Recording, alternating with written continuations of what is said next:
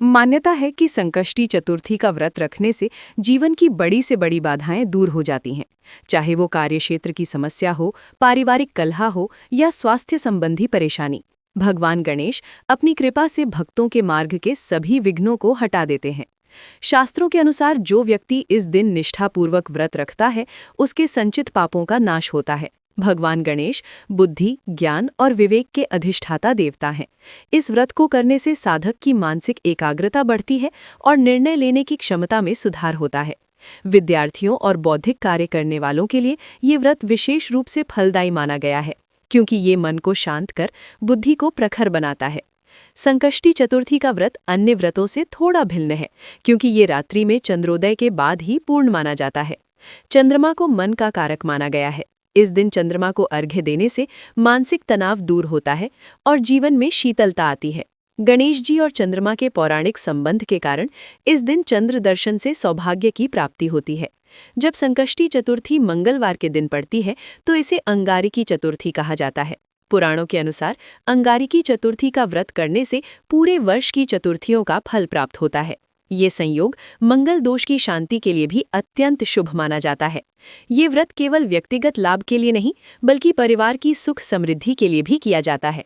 घर में रिद्धि सिद्धि यानी सफलता और समृद्धि का वास होता है और नकारात्मक ऊर्जा का नाश होता है। महिलाएं अक्सर अपने बच्चों की लंबी आयु और सौभाग्य के लिए इस व्रत को बड़ी श्रद्धा से करती हैं। आधुनिक समय में ये व्रत हमें धैर्य और संयम सिखाता है। दिन भर उपवास रखना और रात्रि में चंद्रमा की प्रतीक्षा करना हमारे भीतर अनुशासन पैदा करता है।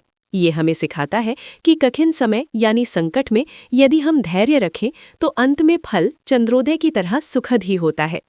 पूजन से पूर्व इन वस्तुओं को एकत्रित कर लें ताकि पूजा निर्बाध रूप से संपन्न हो सके। आइए सुनते हैं अब संकष्टी गणेश चतुर्थी व्रत की कथा। प्राचीन काल की बात है, जब सृष्टि अपने यौवन पर थी और देवताओं का पृथ्वी पर आना जाना लगा रहता था।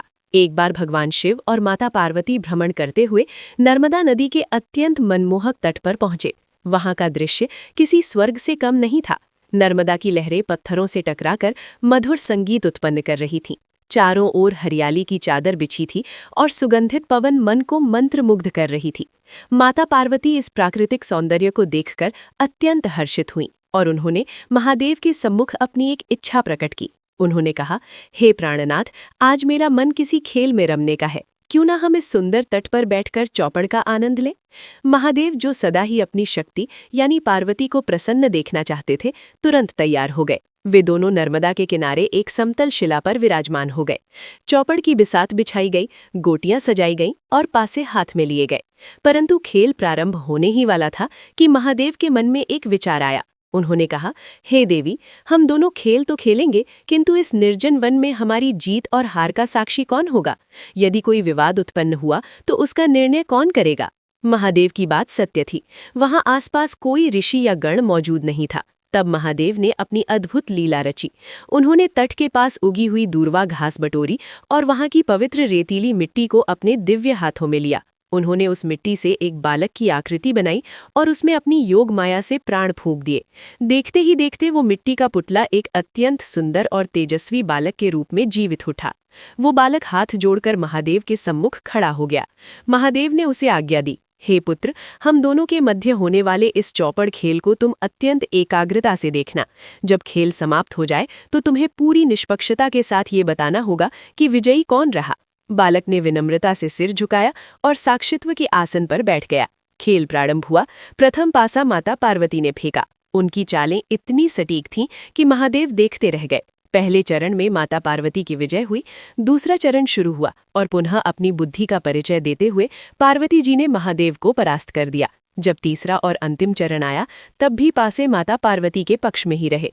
इस प्रकार माता पार्वती ने लगातार 3 बार महादेव को धूल चटाई। वे अत्यंत प्रसन्न थीं और अपनी विजय की घोषणा की प्रतीक्षा कर रही थीं। अब निर्णय की बारी आई। माता पार्वती ने उस बालक की ओर देखा और पूछा, बताओ पुत्र, इस खेल का परिणाम क्या रहा? हम दोनों में से कौन श्रेष्ठ रहा और किसने विजय प्राप्त की?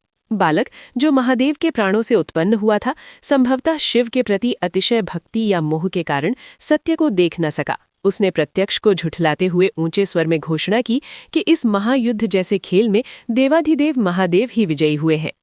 बालक के मुख से ये अन्यायपूर्ण निर्णय सुनकर माता पार्वती क्रोध से प्रज्वलित हो उठीं। उनके नेत्रों में ज्वाला धधकने लगी। उन्हें हारने का कोई शोक नहीं था, परंतु न्याय की पीठ पर बैठकर असत्य बोलना उन्हें स्वीकार